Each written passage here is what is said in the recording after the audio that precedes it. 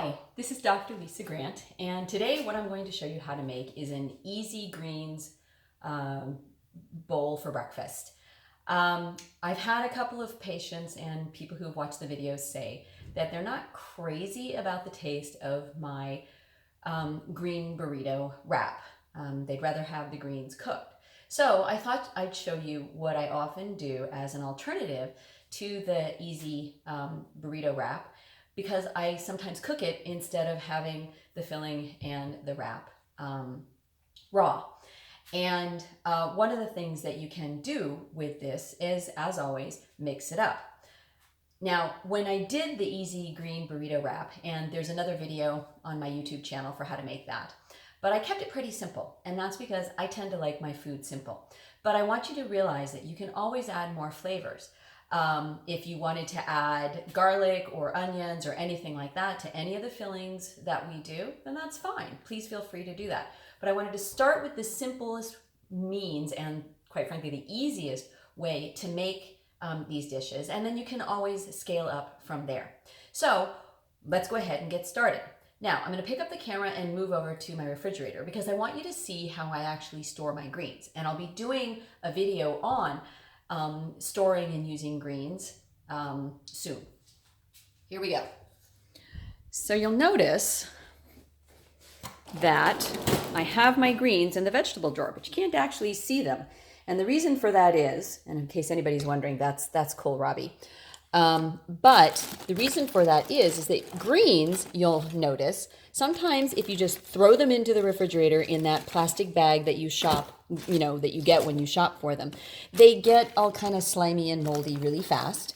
Or if you take them out of that bag, then what often happens is they'll get dry and kind of wilty real quick. But you'll notice that these look really nice and vibrant, and those have actually been in my refrigerator for about 3 days already, and they'll stay like this for another 3 or 4 days. And the reason for it is that wrap that I had them in is a wet tea towel, and keeping that tea towel moist actually makes it so that you can, hold on, let me adjust this, so that you can actually keep them in there for a good long time, and they'll stay crisp and fresh. Okay, so this is super easy. You turn on my pan, and we're going to add a little bit of oil, and you don't need it to be too high. Now remember, you already have your ground turkey filling from that big batch of ground turkey that you made the other time, because this is an extension of all of the different things that you can do with ground turkey. So we've already got this. I'm going to warm the pan up a little bit. Oops, there's still a little bit of water in there. And then I'm just going to put the meat in a little bit and brown it a little bit.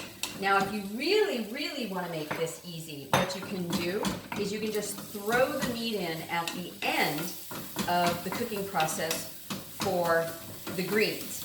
But I wanted to show you, in case you wanted to just learn how to warm up the meat, you could just toss it into the pan and let it sit for a minute or so, and it'll warm up. Now, one of the things that I like doing to add a little bit of flavor is adding sesame seeds, and you can get these pretty much at any grocery store at this point. If you add them in after you're done, then they still retain sort of that more sesame taste. If you put them in when the meat is browning, then you're going to get a little bit more of a toasted flavor. I used extra virgin olive oil, but you can also use, if you want, toasted sesame oil for a really intense sesame flavor, if that's your thing. So, and that's it. Add a little pepper, add a little salt, and it's good to go. And I know you can't smell this, but right now I'm getting a really nice aroma of toasted sesame. So that's the really easy way to do the meat. Now, I don't like fussy cooking. As much as I can, I want to use one pot, one pan, one utensil. So I'm going to turn that down a little bit. You'll notice the absence of a cutting board in my prep area here. That's because I'm not interested in using a cutting board to prep. and just a tiny bit more oil. Again, these are collard greens, and what you do is you split them. Now you remember in my easy green burrito wrap, you had to actually take the stem out because this is kind of hard to eat and it certainly doesn't roll up. But when you're cooking it, you can actually keep the stem in there. And this is how I actually cook this. I don't have to clean a cutting board. I don't have to clean a knife. That's what makes this so fast and easy. So we'll tear the other one up. And you do want to tear them into sort of bite-sized chunks because they'll cook more evenly. And the stem takes a little longer to cook, so it will still be a little bit crispy, but it'll taste pretty good.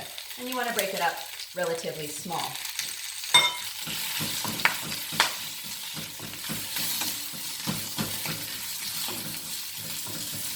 So we let these brown for just a little while. And you can see, there's the pan, and then they're turning green.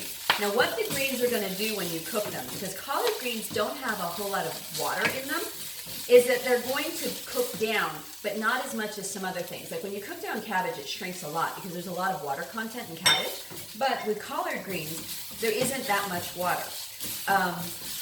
And you can cook them until they're charred if you want, and that adds a little bit of flavor.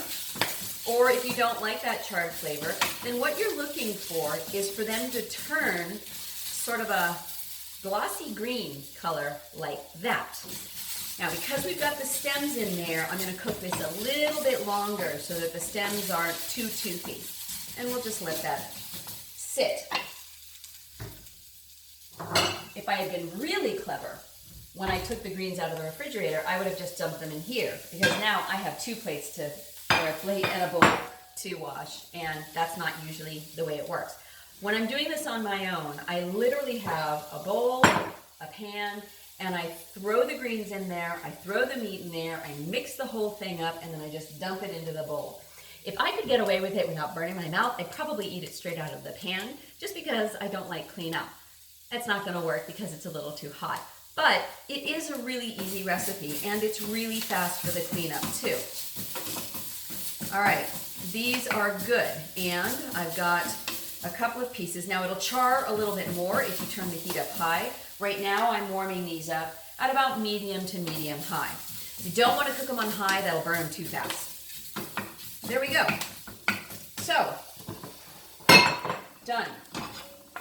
Not quite as fast as the burrito roll-up, but pretty close. And if you don't want to eat the burrito roll-up raw during the winter, because in Chinese medicine, when it's cold outside, we really want everybody eating warm food, then this is a great thing to make either when you're craving something warm or when it's cold outside. Ta-da! Now, what I usually do, hang on, is I'll take a little bit of daikon root, and you'll be familiar with that from my previous video, and it looks like that. That's that weird long white root that you see. And whoop, move my knife block. What you do is you just peel it and toss it in there, mix it up, and eat it. And this is what it looks like. Ta-da! Super easy. It didn't take very long at all. If you want, you can put radishes in it. You can put carrots in it. You can take a bag of mixed cooking greens. I wouldn't use spring mix because that's not going to taste very good. But, you know, baby kale and baby spinach, and you can throw that in the pan and cook it with that too. At any rate, it's a super easy dish, and it's got some great flavor too. If you're interested in learning more about this, then what you can do is you can visit my blog at fertilityresetonline.com. It's all spelled out.